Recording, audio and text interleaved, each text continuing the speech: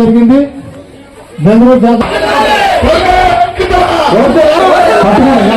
అలా పట్టుకోండి.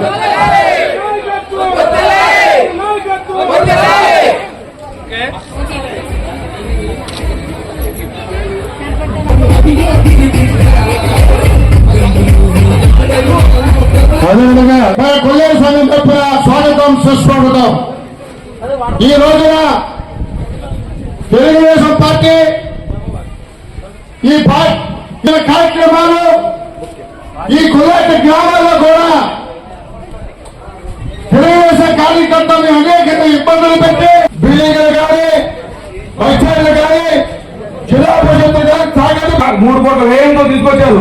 ఆ 3 కోట్ల వ్యయాన్ని మన ఎలక్షన్ లో దిగిపోతే జయజయమని జలజీవనం తీసుకొని పేరెత్తుకుని ఆ యొక్క నీళ్లు కూడా ఈ గ్రామంలో అందరూ కూడా ఈ రోజుకి సరిగ్గా ఇవ్వలేకపోతున్నారండి. ఎక్కడేశారు పెట్టి తీస్తారు వాటర్ అని చెప్పేసి నాన్ రెడ్ వాటర్ చేశాను సార్. ఆ ఫొటోస్ ఇప్పుడే సస్పెండ్ చేయొచ్చు నేను. ఎందుకని డి గారు ఎవరి కాంట్రాక్టర్ ముందు ఆ వర్క్ మొదలెట్టే ముందు ప్రతి కూడా క్లియర్ అయిన తర్వాత మిగిలిన పని చేస్తాం. ఆ 300 మీటర్లు కూడా పైప్ లైన్ పూర్తి చేయమని ప్రపోజ్ తయారు చేసి 300 మీటర్లు వెంటనే శాంక్షన్ ఇస్తా. మీరు సెక్రటరీని అడిగారు. గవర్నమెంట్ సెక్రటరీ కుక్కరేలాంటి మీకు కలిపి పెడతాను. వారంలో 5 రోజులు ఇక్కడే ఉంటారు. ప్రస్తుతం కుక్కరేలాంటి కడుతూ ఉంటే అన్ని గ్రామాల్లాగా రొటేషన్ ఉంటాయి. అవును, నువ్వు చెప్పింది 95 లక్షలు అవ్వలేదుగా. నువ్వు దీని మీద 95 లక్షలు రాశావు. ఎవరింటి కాడి నుంచి ఎవరింటి వరకు అనేది రాయదా. డ్రింకింగ్ వాటర్ సమస్యను శాశ్వతంగా పరిష్కారం చేస్తా.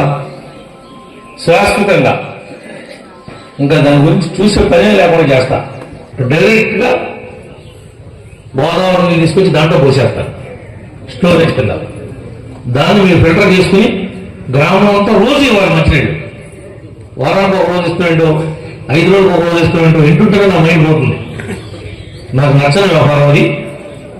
మీకు డైరెక్ట్ గా పైపు లైన్ తీసుకొచ్చి ఒక 10 ఎకరాలు ఎడగొట్టండి. నాకంటే నా సంతానం కాదు మీ మంచిగా.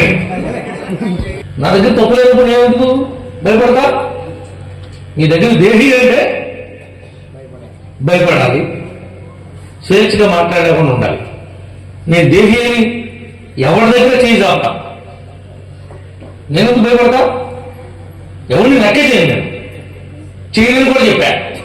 నా తత్వం ఇంతే అని కూడా చెప్పా. నేను తప్పు చేయకుండా నేను ఎందుకు భయపడి ఉండాలి? నువ్వు కూడా భయపడడం ఇట్లా మీ హక్కు.